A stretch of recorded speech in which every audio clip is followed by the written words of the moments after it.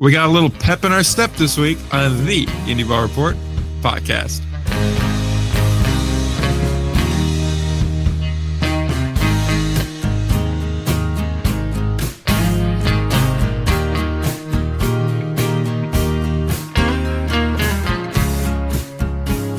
Episode 315 of the Indie Ball Report podcast starts now. The only show hosted by two morons that talk about Chili's.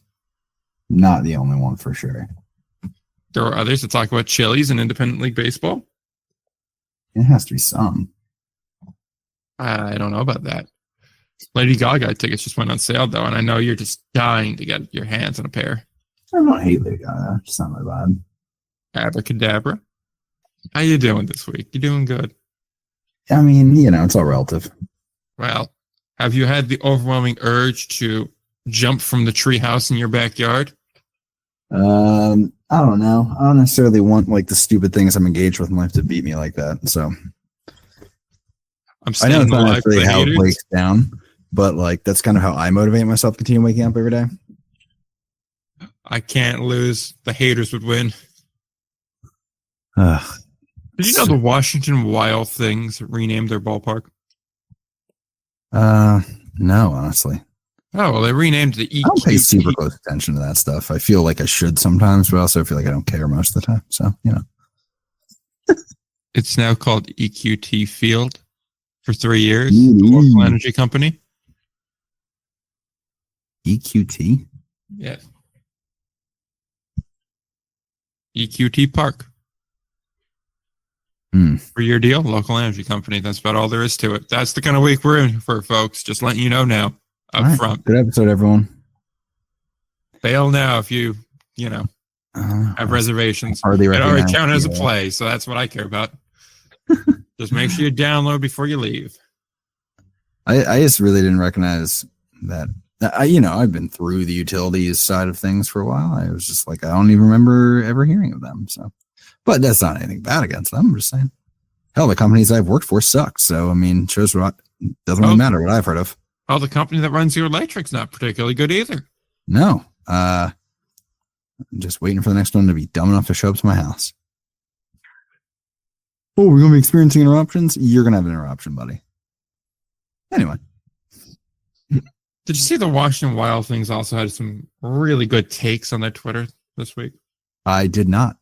Inform me. They said analytics is ruining the game. It's gone too far. Bro, there was that tweet last week that I don't like to get rage baited by Twitter, but bro, I was that's a dumb thing to say. It was someone was these the nerds are ruining baseball. These nerds who don't care about baseball. I was you would feel they're ruining baseball all you want, but to say that they don't care is insane. People who spend all day staring at spreadsheets to be better at baseball, to be they don't care is a crazy take. Buddy, they're putting more time into it than you I'll just eyeball They it. put their 40 years into the game, Ryan. They know what the struggle is like playing junior varsity high school ball in Eastern flyover country. They know the game better than these nerds ever will. It's hey man, maybe just a concept. It takes a mix of it to create an interesting and varied game that continues to improve and to evolve over time. Put the nerds back in the locker. Maybe if everybody was just saying, C-ball, hit ball, maybe, just maybe, the game wouldn't be evolving the way it is. That's when the game was great. Ever freaking seen. Why are players making so much? Because they're better than they've ever been, dude. I thought it was just there's more money in the ecosystem now, but that's, Babe Ruth would have not survived the Frontier League. I want you, when we get Billy Horton back on the pod, right?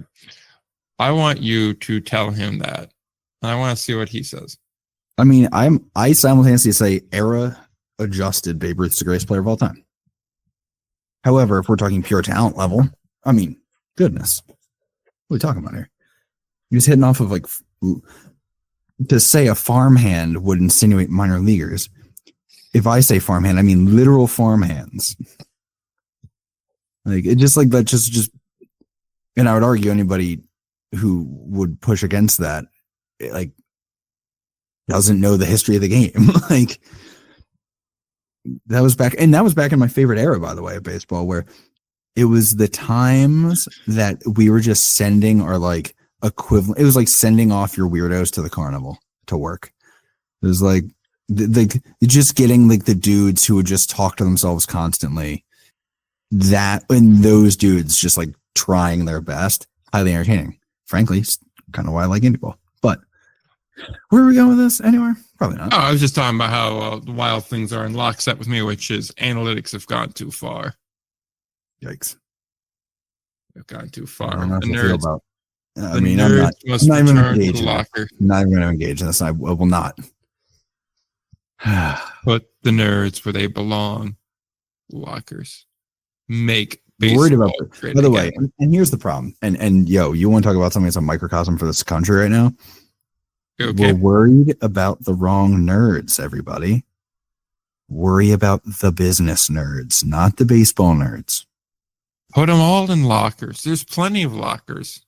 The dudes Nice, with the beautiful American-made spreadsheets, whether lockers. you agree with them or not, the ones with the spreadsheets who are working with baseball are trying to improve the game and improve the team. It's the ones with the spreadsheets that have entire teams on them as budget items that are the ones to worry about. Not going to go down it for the second time in a row here of that rabbit hole, but like, keep it in mind. So what Don't I be gather, fighting about analytics or not while the sport gets bought out from under you. And then you'll be worried about how the game used to be. well, that sounds like commie talk to me. But what I'm gathering from all of this, we need to draw and quarter the bastard that came up with Excel. Maybe. I don't love Excel. I do like Google Sheets, though. Google Sheets definitely perfected the art. Neat in the streets and a freak in the sheets. So stupid. Moving on. Just letting you hang on that one. You're not bailing out of this one. Don't care if it's your podcast.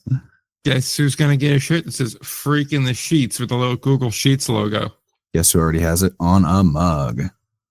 Shirt's better than a mug, buddy. Maybe. Maybe. You can feel that way.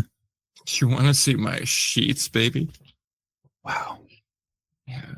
Can't hear that. We're going to move forward now and talk a little bit about Cleburne. They announced their staff. It's not particularly exciting. It's what you expect. Pete Incaviglia back. Brooks Carey back. Thomas Incaviglia in. Mike Weatherford in. Pete manager. Thomas hitting. Brooks pitching.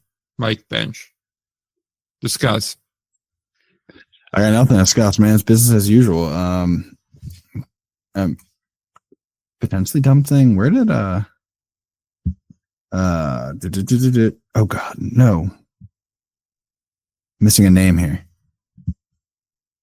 Oh, come on, Ryan. Struggle there. Come on, sheet freak. You can figure it out. I will. Give me a second. Sorry, I'm going to make this a tough edit for you. I'm not the first person that's been told, wait, give me a second. Damn. Ears running really slow right now, too. Billy Horn. Where did he end up? Long Island. That's right. I forgot about that. That was early in the offseason. Long Island acts quick, man. You got to keep up. They'll slit your throat in your sleep. Yeah, they're legitimately terrifying people. Damn right they are. Waddle on that for a minute. Shut up. Yeah, I mean, I don't really have much to say. I mean, it doesn't indicate a ton about what they're doing. It tells me Pete's still running his family affair and he's still running the show. I mean, like, I like Brooks is there, so that when Pete eventually gets ejected, they still have a manager in the dugout. That's cool. Yeah, that's a good vibe. In any case, we found the right Mike Weatherford now. Let me run through his LinkedIn page real quick because that's exciting content. Listen, great listening content for the squad. Yes. Bullpen coach / catcher / BP pitcher for the Cleburne Railroaders. Okay. Of the American Association, Cleburne, Texas. Home run derby pitcher to top high school hitter at MLB High School Derby in Arlington. Calm down.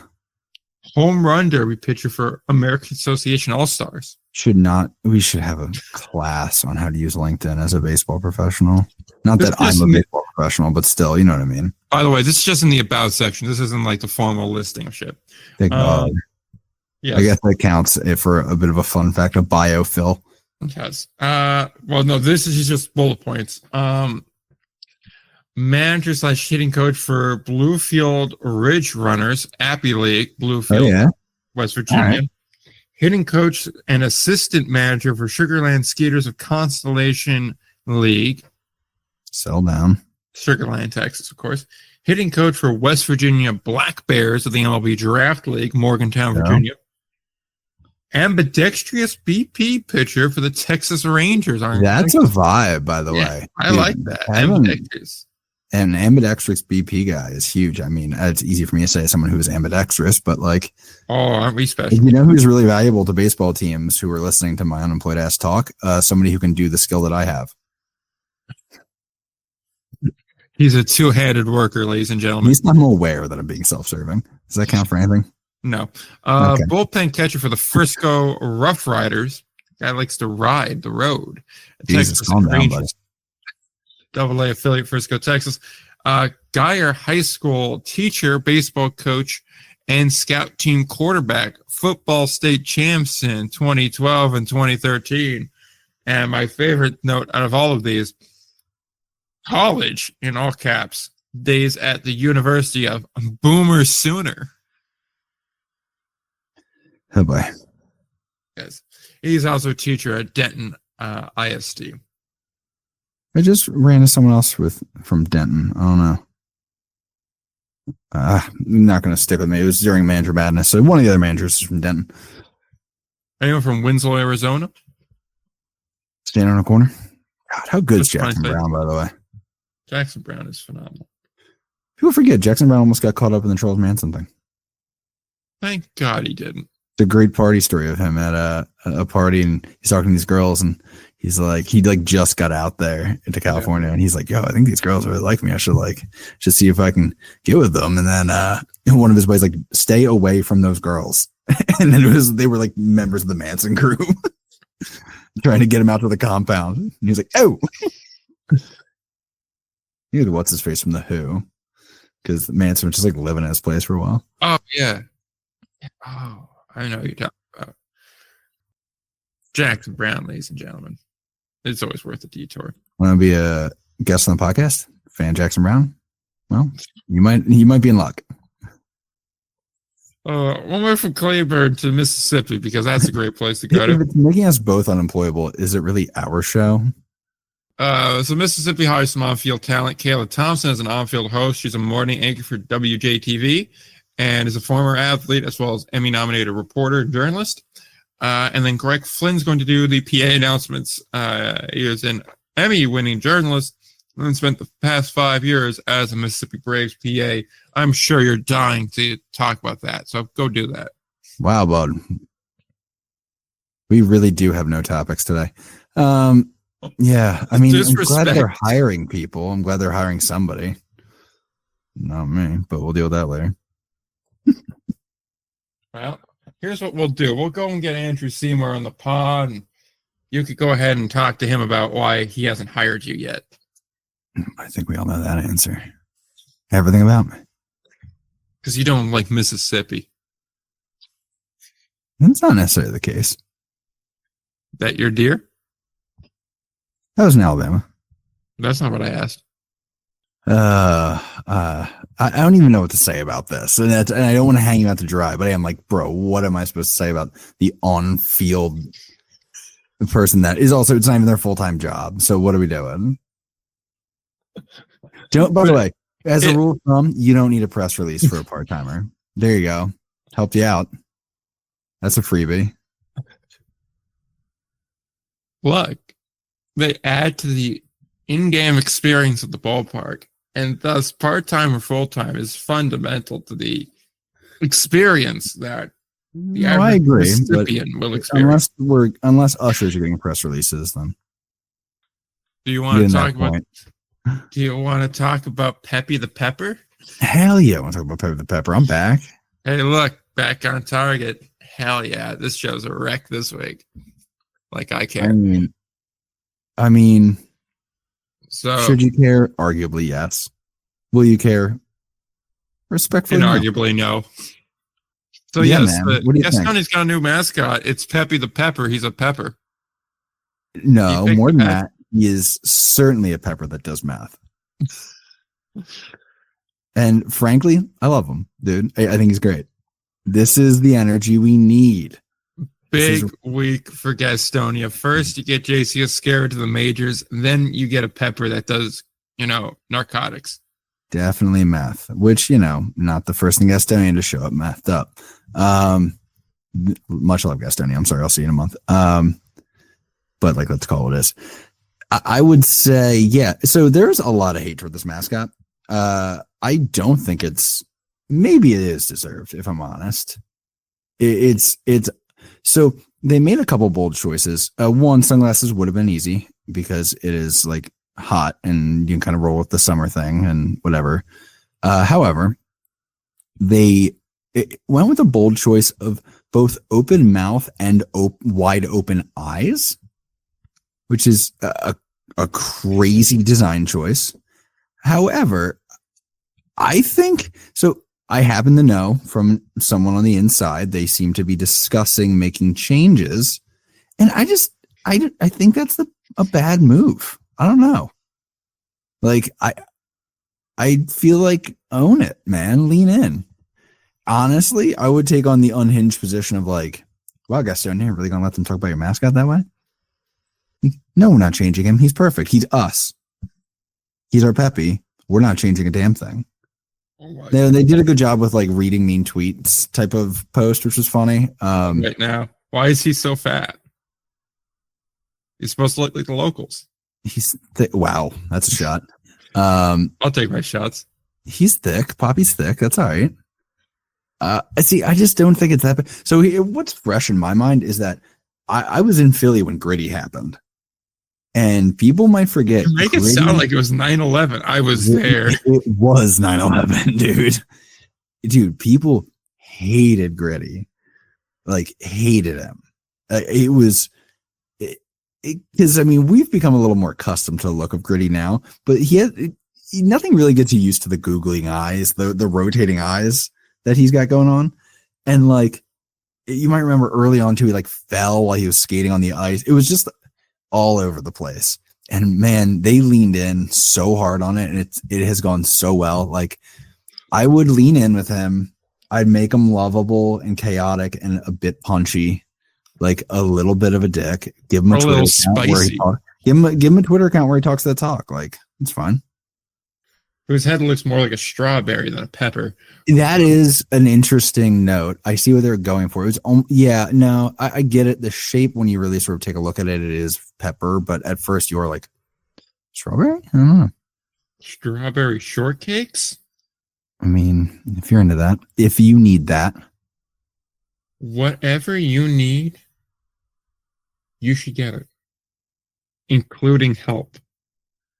Not if you're Peppy. We need Peppy unhinged. Yes, but more organized thoughts here in Peppy. I'm not gonna lie to you.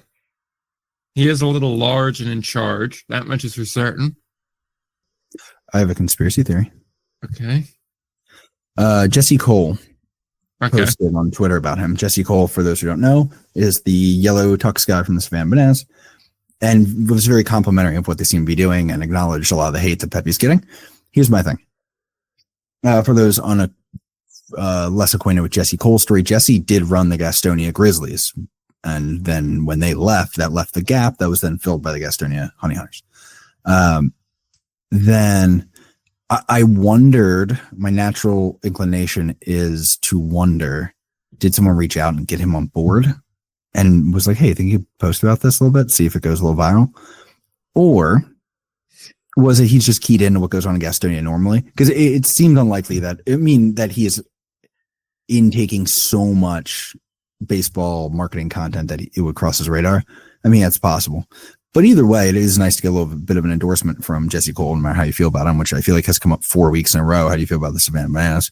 But I think you to ask everyone we have on about the Savannah Bananas, please. I am. I think it's interesting. I think it says a lot about your mentality.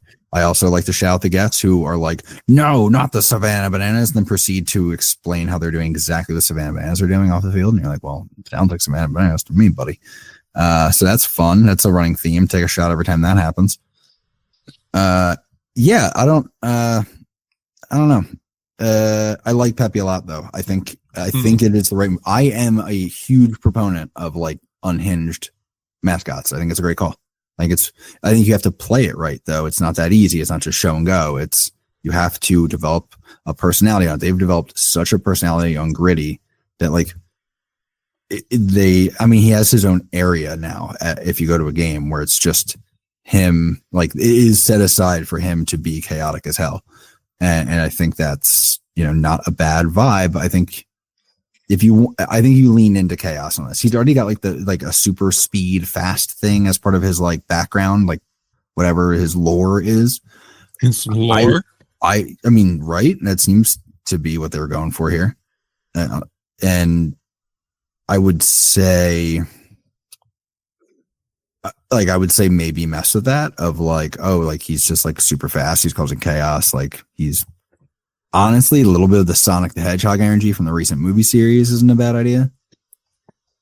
Two major thoughts here, or three actually major thoughts. One, still like the overall look of him. I will agree with you there. I think there is potential here. Yep. If you're going to do something silly like a mascot, go very silly. That's one. Two, they should light him on fire at some point. Bro, he should be on fire all the time. He should be a hazard. You should not be able to get insurance. Agreed. Three, you watched the Sonic the Hedgehog movies? Yeah, they weren't bad. They actually did a pretty good job of them. Okay. Yeah, like the recent, like they put out 3. I've seen the first 2. Yeah, I was genuinely impressed with the work they do on that. No lie, I would say, especially if you have kids. Strong recommend. So Jim Carrey, by the way, just a stone cold killer and everything. It's really funny. Did you see them in theaters? No. Okay, because I love the thought of you just walking into a theater like by yourself entirely that's filled with children and just sitting down and watching a hedgehog movie. I mean, it's a different, deeply concerning situation, I think. Maybe. It's fine. Yeah. You have anything else you want to talk about? I don't. I mean, yeah, I can. Sure. I mean, how weird are we trying to get here? Well, this one's already just a complete train wreck of a show. Yeah. This is a real one that this is the kind of show. We'll go most relevant to least relevant. Excellent. All right. Yeah. First, in case you haven't been looking, I'll self promo here. Been doing Manager Madness on the Instagram and Twitter and I guess YouTube accounts for Indie Ball Nation. Yeah. By the time this is out, first round will be wrapped up, but we'll be starting second round probably Sunday night, Monday morning. Any of the early results surprise you? I can give you a quick run through of them. I got half the first round results finished up. Oh, please share. I got sorry, here we go. All right. I had the first 8-9 matchup was Mark Minikazi versus Jay Pesci. Mark won that one, I think, with 61% of the vote, which was closer than I expected. But then we forget, like, Mark's had like some really tough years over the last 4 years. Like, we tend to give him a little bit more wiggle room because, like, we think about how he's had to do 4 separate teams in 4 years. But Mike Pinto, weirdly close matchup with Dimitri Young, but got him in the 5-12 matchup. Got 65% of the vote on that one, which just feels like an anti-Mike Pinto vote, which is wild. George Samus sort of rolled right through Lamar Rogers with a 74%. Frank Gonzalez snuck by Troy Percival with a 57%. Good Pioneer League matchup there. And then I think the upset was, you know what? I got to go back. That wasn't the Mark Minikazi Jay Pesci matchup. That was, so ignore that because that's still, I think, pending. Yeah, I just had the graphics switched out already. Too early. That 61% was Stan Clyburn's 61%, which he got against George Taggart or Greg Taggart. Wow. Yes. So that was Stan Clyburn, which both I got complaints on the scene for both of them, but I did have to It didn't have an argument, but I would say like there was a bit of a like, yes. How could you do that to Stan? Dude, people were not happy that Stan was a 9 seed. I'm like, where should he be? Longest championship drought in indie ball. Like, what are we talking about here? Like, drought, or has he not won? Has not won. I think he hasn't won in a career. It's a long career. That's a different thing. Look, that happens, but like records aren't that crazy. That's all I'm saying. But yeah, and then he got Brett Jody, Chad Rhodes. Chad Rhodes pulls the upset in the first round against Brett Jody. The power of social media. Banger, man. Which, I mean, power of vibes, and also Brett Jody having 3 bad seasons that got worse every time. So we got that round 2 in that region is going to be Tom Vaith against Stan Clyburn. Upset alert potentially there for Tom.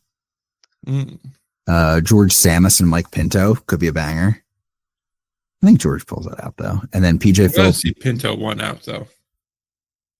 I know his match. I was nervous about that Mike Pinto matchup for a while because I was like, I don't know how I feel about that. I mean, can't. I was just like, I had no idea. I was like, is the hate that strong for Mike Pinto? It was not, but the early numbers were weird. Joe Calfapietro, do we put him on upset notice against Chad Rhodes? I don't know. It's a tough one. And then the 3-6 is going to be PJ Phillips and Frank Gonzalez. And then I just got the round 1 results in the Missoula region, which I got Ken Huckabee pulls out against Todd Pratt. Though Todd Pratt managed almost 40% of the vote on that one. Andy McCauley handled Brett Wellman. No surprise there. Goose Gazzo dunked all over Jared Edmondson. He got a good draw on that one. Goose did. 84% of the vote on that one. That's the biggest win so far. TJ Stanton beats Paul Fletcher with 56%, and then Aaron Miles knocked out Tat Daddy Evan Parker with a 55%. So that was close. Pour one out for Tat Daddy. Tat Daddy down. But then second round in that one, Michael Schlatt against Ken Huckabee. I think Schlatt might handle that one pretty easy. Goose Gazzo versus Andy McCauley could be a banger, 4-5. And then TJ Stanton versus Steve Brook could be interesting. Aaron Miles against Pete Incaviglia. I think Incaviglia should handle that one fine. So there you go. And then what's going on right now? I just posted our third rounders, or third round of them, or I am posting them as we speak. Actually, I think I scheduled them all. Oopsies. Scheduled posters. Who would do such a horrific thing? I just didn't want to like. I feel weird when I'm like posting multiple times on something. I feel weird if I dump them all at the same time. Let me see if I got anything interesting here. Oh, that's a beautiful batting helmet. Oh, the Royals one? Yes. I already knew you were looking at it. So good. All right, yeah. So this round, I got Mark Minikazi and Jay Pesci. We talked about Bobby Brown and Chris Widger. Interesting matchup. Seems to be a runaway so far. And Albaladejo. Oh, is it? That's right. Albaladejo and Coast are actually, I think it's both Brown's got 71% of the vote. And Coast got 85% of the vote. Yeah, there you go. And then I think the ones that still got a poster, Mike Meyer against Matt Passarelli, and then Cash Beauchamp against Craig Maddox. That Cash and Craig one could be interesting. I think Cash handles it, but it depends on kind of how you feel about Cash, honestly. But here's the thing I'm just going to say. So far, all the active polls, at least on Twitter, you're rocking some Assad margins here. Yeah, the first day was closer. The second one got pretty wild. I'm interested. We got some. Actually, honestly, I think it's going to be probably some blowouts in the last region too. I think probably 4 out of 5 will be a blowout in the Quebec region. And we got, because I think Lou Ford and Les Lancaster, I think Lou Ford probably handles that okay. Logan Watkins against Toby Hall. I don't see Toby Hall as an interim manager really carrying against Logan Watkins after the year he just had. I think guys like Logan.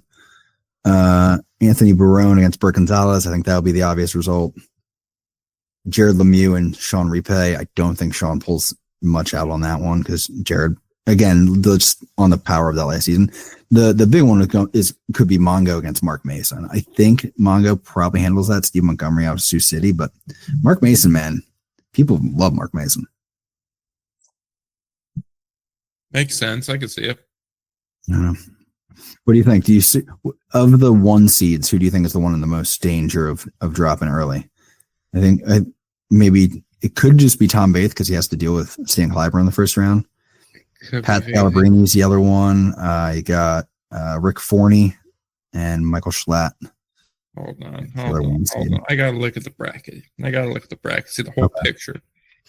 So I do think it's probably Tom Vaith. I don't see Rick running into issues until He'll probably have to deal with either Bobby Brown or Chris Coast. That could be tough. Hmm. I don't see Scalabrine having any problems until maybe you could argue Anthony Barone. Here we go. Yes. There's the bracket. Coming out of the American Association. But Forney may have an issue when he eventually gets to Coast. I agree. That could be a real problem there. On the other side of the bracket, I think he should clear. By the way, Jamie Bennett versus Ross Peoples, they both got biased, but they're one away from a really good matchup. I gotta think Pat probably clears for a long time. I know. I can't even find somebody that's going to be a threat to Pat right now. The disrespect to some of the people we have in the program. I mean, honestly, it's funny. I said I pre-show I recorded an entire episode rolling out the bracket, and then I trashed it because the audio wasn't working. And I was going to lose it. So what I'm going to do is after the first round, I'm going to do a video reacting to the first round voting and then previewing the second round. I think that's a good way to do it. But with that said, I already did a deep dive into Billy Horton stats, and dude, kind of insane, man. Billy Horton's managed 2 seasons, both seasons won Manager of the Year, gone to the playoffs, and last year won a championship with the certified flaming garbage fire that was YOLO last year. That's crazy. I don't know. Yeah. So I don't know.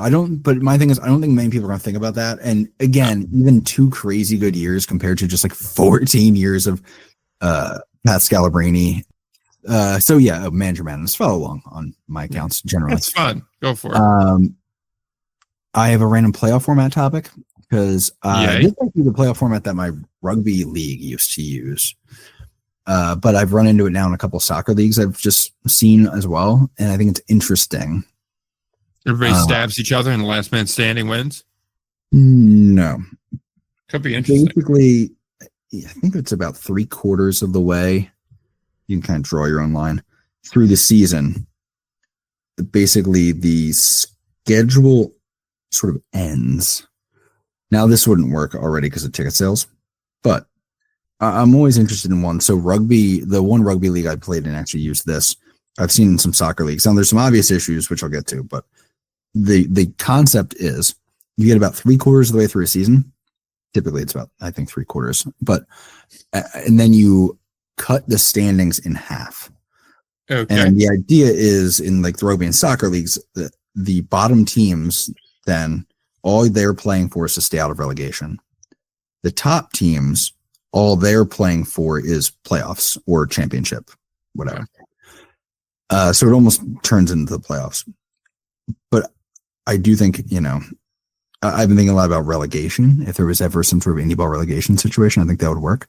I think this would be an interesting concept, potentially for MLB to use. But all I was throwing out there is, I know that concept itself won't work because there is no relegation promotion, but it would be interesting if even before playoffs, we could just focus in the calendar on just the teams that are competitive and not competitive.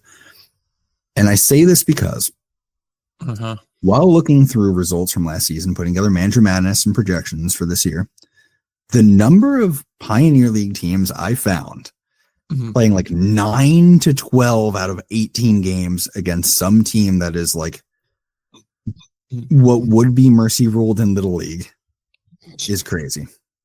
That's what I have. I don't know. It's just, I've been thinking that in the KBO playoff series, which remember they do the ladder system. So I'm just thinking maybe we'll do an episode on crazy playoff formats at some point because this is what I think about, man. I haven't been sleeping as much lately, so I've been thinking a lot about that. Weird playoff formats. It's funny. First off, that you're mentioning this because the other day I was I do need to get a video out. And I was just going to do a whole one talking about the possibility of a ladder match and or some sort of giant March Madness style tournament across everything. I mean, it'd be bad. Yeah. So that's part of it. The other thing is, I just want to make it clear then. So you're keeping the existing schedule for the last 20 games or so. Now you're just playing between, say, relegation and championship. That's pretty much the breakdown. So you would keep the existing one, which if you are going to keep the existing schedule and whatnot, doesn't that kind of create some sort of an unfair balance, or is it just it doesn't really matter because you're still having a separate playoff structure? And that's the thing. That's where it runs out of viability with baseball, which is unfortunate because it's, I like the concept of it, but when it's already going to be a playoff schedule and it's also the logistics of like, we want to have our schedule out before and know when we're home and when we're away, as opposed to just like, we'll tell the fans a month before and it's because it's soccer, it's fine. Like for my rugby league, like there was a fall and a spring and like we could get a winter break. And like that was the dividing line. So like in November, you knew your entire spring schedule. So it worked. It, works less so when it's, the current thing. So I guess all that to say, don't really have anything other than I'm thinking about weird playoff formats. If you have a weird one, please send to me because I would definitely be interested in mulling it over. Sorry, I just give you dead topics. I just give you I've been thinking about and then go, anyway. An octo playoff. It's just like, I think the octo playoff's the way to go. You have 8 teams in there, gets 8. yeah. But you play just a giant round robin series and you keep eliminating one at a time. So you play the 7 games, worst record out. Play 6 games, worst record out. Play 5 out. And you do that all the way to does the record accumulate? I'm open to it. I like that. Actually, yeah. I want you to know, I just thought of that in the last 20 seconds. But I mean, I'm as a NASCAR aficionado, my preferred NASCAR playoff is the Chase for the Cup, which was basically they cut it to like, it was like 10 teams, maybe 12 eventually, like 13 once. Don't get me started. And they basically restart, they restart the season with 10 races to go. Yeah. But all the people in the top 10 get like put together and then like based on like they did like how many wins you had of races, you get like bonus points and whatever. Like I would maybe do it of like if you're in first place, you have like say you do 8 teams with it. You go, all right, you have a whatever game lead, like you had a certain number of games up as a head start. I think the PGA Tour Championship does something similar. I mean, my thing, yeah, actually, I've run to that. You're right. Yeah. I always go back to I just and why I'm always talking about playoff format. It's just, I hate baseball playoffs so much, dude. I know it's so stupid, but I just hate them. It's such a bad way to determine a sport that plays out over like the longest time scale. And then and then super fast. If we're talking about it that way, then it's like there shouldn't be a playoff format at all. That's my hot take in life is that there shouldn't be a playoff. I mean, if we really want to get down to it, the way you probably should do it is to go with some sort of pairwise ranking where you can general number and then you take the top. Which with a proper baseball league, you can actually do well because everyone is actually playing each other too. Or if you just want to do it the like completely and utterly unscientific way that'll frustrate people that want to try and like create a tournament of champions would be you just have a bunch of invitational tournaments throughout the year that you play, and then you pick a champion at the end based off of that performance. Do the BCS. Yeah. Low-key love the concept of just doing a full BCS. My hot take is the BCS should never went away. Nope, that's been my take forever. But we need voting. Why? Because random coaches with their own stupid thoughts and affiliations are going to be better for us than a computer formula that is like taking in every detail possible. Don't be stupid. Sorry, it's a random thing that really bothers me. I just don't like the college football playoff. And speaking of, looking forward to a ranking coming back. Oh yeah, casual pump for that. No, yeah, college football playoff is a stupid idea. But I also love that the entire first round is blowouts because it's not college basketball, dude. It's just not going to work out that way. Yeah, it can't support that many good teams. And speaking of can't support that many teams, I mean, really the number one focus on the playoffs is what we need to figure out for the American Association because like it is so frustrating, especially doing Manager Madness, right? You're trying to do like comparing a Frontier League manager and an American Association manager. They both manage like 10 seasons, for example. And it's like, this guy made the playoffs 7 times. This guy made it 4 times. But like having to stop and be like, but he made it 4 times in the Frontier League is more impressive than 7 times in the American Association. Like, that's why when I evaluate these guys, I don't really judge the playoffs as anything. No, I view championship level, because like if you're a sub 500 team, you sneak in like not really playoff team. But then if you win a championship, it's like, oh, okay, well, that's funny. I count championships slightly less. Not like I'm disregarding them; they're obviously the goal, but it's. I'm just saying, compared to playoff appearance versus championship level means something more to me than just playoff appearance, simply because the playoff structure are all different. If you're able to go through the whole thing and win something, then you won the last game. That's the important thing. But like with the American Association playoff, it's like, well, I care about your regular season record a little bit more than if you made it or not, because I've seen too many sub 500 teams in with this bullshit setup here. That once again, if we're going to do it and we're going to let 2/3 of the league in, then can we at least throw away the divisions for the picking? Yeah, I mean, they really that's it. Keep the division for like the division winner. It should be the division winner, and then like just the then just straight wild card from there. So if you're gonna make it 8 teams, 6 of them should be wild card. I'm open to that. I was just going down to because the guy do the choose your own opponent thing, where it's like the division winner with the best record, you pick first. Division winner with the second best record, you go second. Then we order out by simply who's left and best record. Yeah, that's fair. Go from there. Just do that. It's because I refuse to believe the travel for 1 series, 2 series is that much of a game breaker. Right? Plus, we really haven't seen any like creative or dramatic picking. Exactly. It's like every once in a while there'll be someone that goes, I'm going to take the 3 seed instead of the 4 seed because my travel gets cut down by 3 hours. Yeah. And it's like, well, no shit, you're going to make that pick. That's the obvious one. Yeah, everyone knew that was coming. But like, if we're going to have 8 teams in the playoff, you're going to have 4 matchups anyway. Do that, then reseed, and then do that again. Like, what are we doing here? Like, what's your worst possible outcome, right? Like, Fargo picks Cleburne, but they won't do that, even if that's their best matchup, because they don't want the travel. That will not happen. Right. Like, actually, that's your worst outcome, is that Fargo versus Cleburne, and they're just stuck together. And it's like, okay, yeah, not great, but deal with it.